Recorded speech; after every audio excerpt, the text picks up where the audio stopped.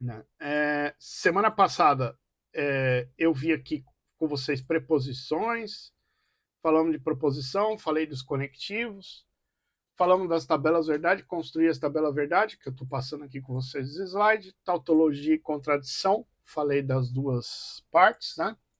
Fórmula bem formulada, ordem de aplicação do conectivo, equivalência tautológica, falamos das equivalências, treinei com vocês, inclusive, acho que eu até coloquei lá no Drive, depois eu vou colocar melhor, né? Treinei todas essas expressões, né? Com tabelas verdade, a gente viu que realmente funciona, né? E aí a gente chega nessas regras de inferência, que é o que eu estava vendo hoje. Aí eu corri para tudo quanto é site aí, para a gente dar uma olhada, né? Vi no YouTube também o que ia acontecer. Vi também em outros materiais para tentar melhorar. E o que vocês pesquisarem, quiser falar também, está aberto aí. E a gente vai tentando se situar nessa matéria que eu acho que, né, a gente tem que dar uma atenção especial para ela. Bom, enfim, regras de inferência, a primeira coisa que eu vou falar aqui para vocês é definir um argumento. O argumento é uma sequência de proposições e todas as afirmações, exceto a última, são chamadas de premissa, né? Você tem várias premissas e uma conclusão, né? A proposição, então, no final lá é chamada de conclusão. Você vai ter uma proposição final, né? E aí a principal coisa dessa regra de inferência é isso. Um argumento válido é aquele que, em verdade, de suas premissas, implica na verdade de sua conclusão. Então, sendo as premissas verdadeiras, a gente chega lá na conclusão e fala, bom, isso aqui também é verdadeiro. Baseado no que a gente já viu aí de tabelas verdades e tudo, a gente viu que tem verdadeiro ou falso. Só que agora na inferência eu vou partir do verdadeiro, sempre, para tentar provar que aquilo é verdadeiro. Um formato de argumento, né, em lógica proposicional é uma sequência de proposições envolvendo variáveis proposicionais. Um formato de argumento válido é aquele em que, independente dos valores atribuídos a cada variável, das premissas, a conclusão é verdadeira, sempre que as premissas são todas verdadeiras. Então, mais ou menos reforçando aí, né? Acabei achando essas expressão, né? Essas teorias, né? E essas teorias é o que reforça as regras de inferência. Então a gente vem aqui no modus ponens, né? Que se A implica em B, né? E A sendo verdade, você vai ter que ter B como verdade também. Então, eu agora estou levando em conta de que um cara é verdade e o outro é verdade. Vou levar sempre em conta como uma verdade, para encontrar lá no final uma verdade. Eu vou esquecer um pouco o falso. O modus tollens, né? Se eu tenho a negação de B, o A implicando em B e eu tenho um B negado, eu vou ter que ter um A negado para isso aqui ser verdade. Né? Então, o que eles fizeram aqui? Simplesmente uma regra, né? Que dá para fazer também por tabelas verdade, a gente ir provando que isso aqui é uma verdade. Eu acho que já na aula anterior a gente já fez isso aí e mais ou menos clareou as ideias com as tabelas verdade do que está acontecendo. Então, basicamente, eu acho que nos exercícios a gente utilizar essas regras e já, como que eu posso dizer, a gente já ir simplificando ali e chegar na resposta. Né? A simplificação, que a gente tem como terceira regra, a simplificação, se você tem A e B, você pode ter A ou B verdadeiro, ou B ou A aqui, um dos dois sendo verdade, né? É, dentro dessa expressão.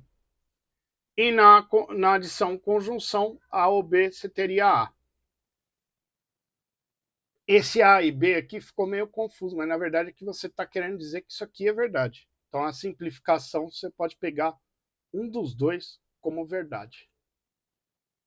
O silogismo hipotético, se você tem A que implica B e B que implica em C, é a mesma coisa que você dizer que o A vai direto para C.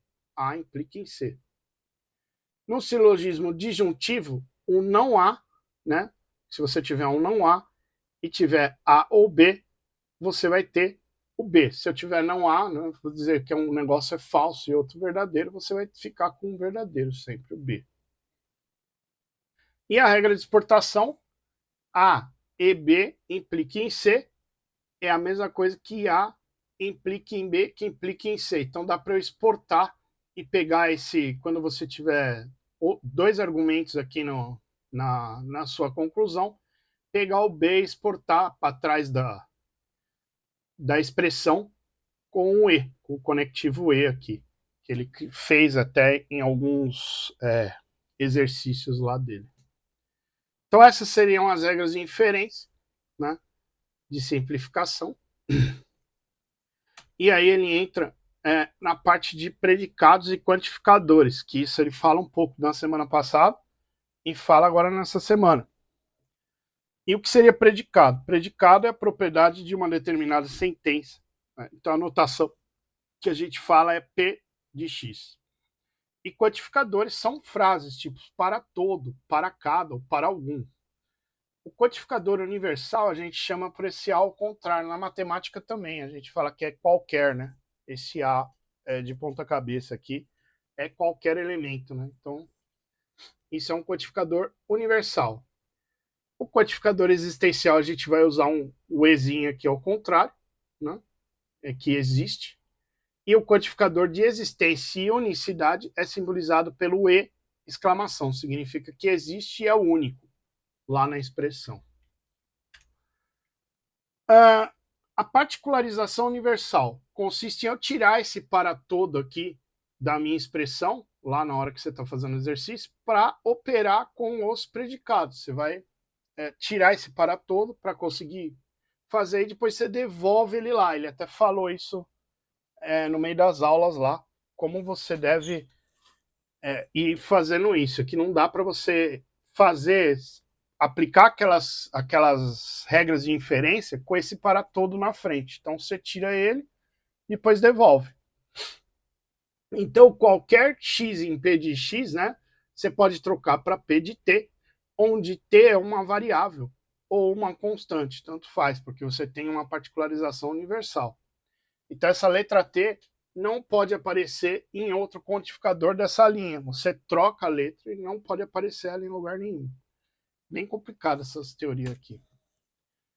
A existencial consiste em você retirar o E para operar com os predicados. Então, existe x em P de x, então você vai ter um P de A, onde A é uma constante, né?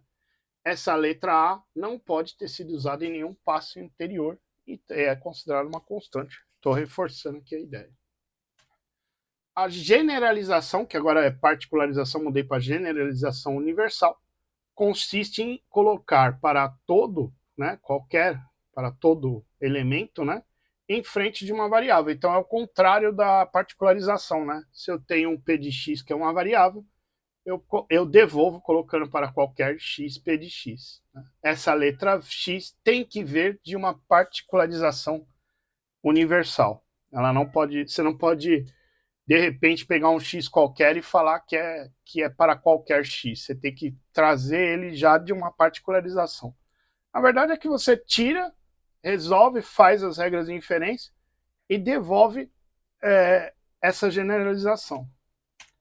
E por fim, a generalização existencial, que consiste em colocar, aqui acho que eu errei, não é para todo, E, ó, depois eu consertar o slide.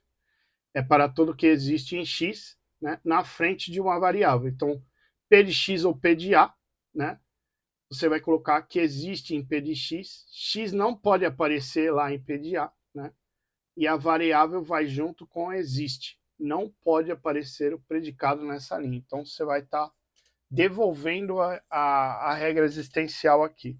Depois eu consertar o slide aqui, não é para todo, sim é existente. Acabei na hora de editar aqui, esqueci de trocar aqui